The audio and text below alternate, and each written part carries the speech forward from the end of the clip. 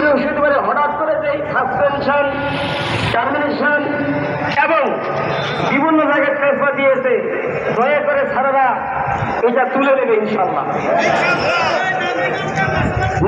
2 নম্বর আমাদের দাবি হলো, আমাদের যে মেমোরেন্ডাম দিয়েছে সেখানে অ্যাসিস্ট্যান্ট অফিসার RDS পদটা তুলে দিতে হবে।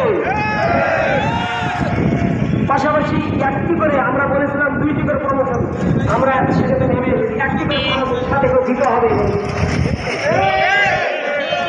আমাদের সিনিয়র অফিসার যারা রয়েছে অনেক মুরব্বী হয়ে গেছে, তাদেরকে আরেকটি প্রমোশন 3 প্রমোশন হবে। আমাদের জুনিয়র অফিসার যারা রয়েছে 26 বছর 27 বছর চাকরি করছে, তাদের সিনিয়র অফিসার হওয়ার যোগ্যতা রাখে। আমাদের যে ভাইদেরকে সিনিয়র করেছে জেনারেল ব্যাংকে, আমরা চাই সেই ভাইদেরকে অফিসার বানিয়ে দিই। যারা এই মুহূর্তে অ্যাসিস্ট্যান্ট অফিসার আছে এই পদটা এবলিশ করে দিলেই তারা জুনিয়র অফিসার হতে পারবে। আর সিনিয়র ফিল্ড অফিসার এবং ইউনিট অফিসারকে যদি প্রমোশন দেওয়া হয়, নরমালি আমরা জুনিয়রে যেতে পারবো।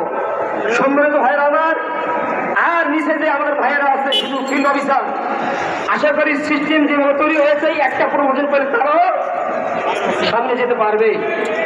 সম্মানিত ভাইয়েরা আমার, আমাদেরকে যে মেমোরেন্ডাম দিয়েছে এইটার উপর আমাদের তেমন কিন্তু কথা ছিল না। আমাদের এমডি স্যার বলেছিল, যদি তোমাদের এই এমডি মেমোরেন্ডাম কোনো কথা থাকে তোমরা আমার সাথে এসে কথা বলো।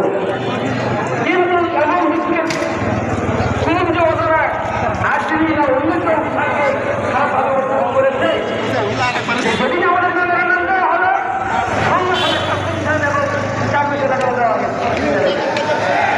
আমরা তো আসারই শুরু পাইনি। সুতরাং আমরা এই কথাগুলো আপনাদের বললাম, আপনারা অনুমতি দিলে আমরা ছাত্রের কাছে যেতে পারি তো। আসসালামু আলাইকুম। আসসালামু আলাইকুম ওয়া রাহমাতুল্লাহ। সম্মানিত ভাইয়ের আমার, আপনারা পরিমূল্য না করে ধৈর্যের সাথে গাড়ি কোনো যাওয়ার ব্যাঘাত না করে আপনারা এক পাশেও থাকবেন। আপনারা এই জায়গায় কোনো সমস্যা করবেন না।